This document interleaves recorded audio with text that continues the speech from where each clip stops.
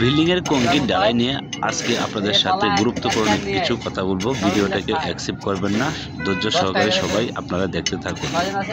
Concrete ঢালাইয়ের সময় আপনাকে কত বস্তা খোয়া, কত বস্তা সিমেন্ট, কত বস্তা বালি আপনাকে একসাথে মিশ্রণ করতে হবে সেটা আজকে আপনাদেরকে বলবো। 3 ব্যাগ খোয়া দিবেন, 2 ব্যাগ বালি দিবেন এবং 1 ব্যাগ সিমেন্ট দিবেন। তারপর আপনারা কোদাল দিয়ে মালটা উলট পালট করে সুন্দরভাবে কেটে নেবেন। কেটে নেওয়ার পরে আপনারা ভালো করে মালটা মিশ্রণ করে কংক্রিটটা মিশ্রণ করে আপনারা ঢালাইয়ে কাজ করবেন। সম্মানিত দর্শক, আপনারা এখানে দেখতে পাচ্ছেন এখানে সিঁড়ির ধাপগুলো ঢালাই হয়েছে। তো এই সিঁড়ির ধাপগুলো ঢালাই করা হয়েছে। আমাদের এই সিঁড়ির মেজারমেন্ট রয়েছে 10 ইঞ্চি বাই 6 ইঞ্চি। যখন কংক্রিট ঢালাইয়ের কাজ করবেন, দেখা যাচ্ছে আপনার বিল্ডিংয়ে বিদ্যুৎ হঠাৎ করে চলে গেছে, তখন আপনারা কি করবেন? অবশ্যই একটি বাঁশের সাহায্যে অথবা আরেক বাটামের সাহায্যে আপনারা ভাইব্রেশন করতে হবে হাত দিয়ে। কংক্রিট ঢালাইয়ের সময় অবশ্যই কংক্রিটটা যাতে একবারে পাতলা না হয়।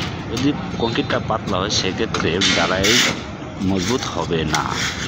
কংক্রিটটা যদি আপনি কলম ঢালেন অথবা সিঁড়ি ঢালাই করেন, সেক্ষেত্রে কিন্তু দেখা যাচ্ছে কংক্রিটটা যদি মজবুত না হয় সেক্ষেত্রে আপনার বিল্ডিংয়ের ক্ষতিগ্রস্ত হতে পারে।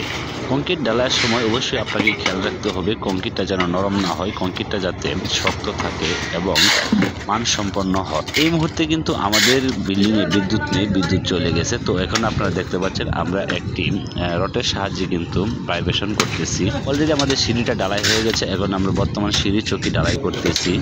আপনারা দেখতে পাচ্ছেন কংক্রিটটা কত সুন্দরভাবে মিশ্রণ করা হয়েছে। অবশ্যই আপনারা সর্বসময় চেষ্টা করবেন ভালোভাবে কংক্রিটটা মিশ্রণ করার জন্য। বাড়ির মহাজনদের কাছে একটি রিকোয়েস্ট থাকবে, আপনারা যখন আপনার বিল্ডিংয়ে যখন কংক্রিটের কাজ চলবে, তো অবশ্যই আপনারা একটু সাথে থাকবেন কিভাবে তারা কংক্রিটটা মিশ্রণ করেছে এবং কিভাবে কংক্রিটটা তারা ঢালাই করতেছে। যদি দেখেন কংক্রিটটা পাতলা হয়ে গেছে, অবশ্যই তাদেরকে বলবেন কংক্রিটটা যেন আর একটু মোটা করে গাঢ় করে দেয়। কংক্রিটটা যদি ভালো করে মিশ্রণ করে দেয় সেক্ষেত্রে আপনার বিল্ডিংয়ের মানটাও ভালো থাকবে। তো সর্বশেষে আপনারা যখন কংক্রিট ঢালাই শেষ হয়ে যাবে, তো ওখানে দেখতে পাচ্ছেন আমাদের কংক্রিট ঢালাই শেষ হয়ে গেছে। এখন একটি হাতের ডাসা আছে, ডাসা দিয়ে কিন্তু পাটা মারতেছে। তো এভাবে আপনারা সর্বসময় সাথে থেকে পাটা মারার জন্য কথাটা বলে দিবেন। আছেন কোণে দিয়ে কিন্তু ফিনিশিং দিয়ে নেমে পড়েন, দিয়ে ফিনিশিং দেওয়া যাবে না, অবশ্যই আপনাকে একটি ডাসার সাহায্যে পাটা মারতে হবে। সর্বশেষ দেখতে পাচ্ছেন এখানে হয়তো সিঁড়িতে ওঠানামা হয়েছে, দাগটিতে দাগ পড়ে গিয়েছে। তো এই দাগটি আপনার ফিনিশিং দেওয়ার জন্য যখন নেমে পড়বেন তখন অবশ্যই আপনারা ফিনিশিং দিয়ে আস্তে আস্তে আপনারা নিচের দিকে নামতে থাকবেন।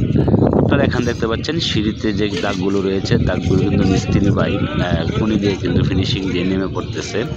যারা আমার এই ভিডিওটা ফেসবুক থেকে দেখছেন অবশ্যই পেজটি ফলো দিয়ে রাখবেন, আর যারা ইউটিউব থেকে দেখছেন তারা অবশ্যই লাইক কমেন্ট সাবস্ক্রাইব করে পাশে থাকবেন। সবাইকে অসংখ্য ধন্যবাদ ভিডিওটি স্কিপ না করার জন্য। সবাই ভালো থাকবেন, সুস্থ থাকবেন। আল্লাহ হাফেজ।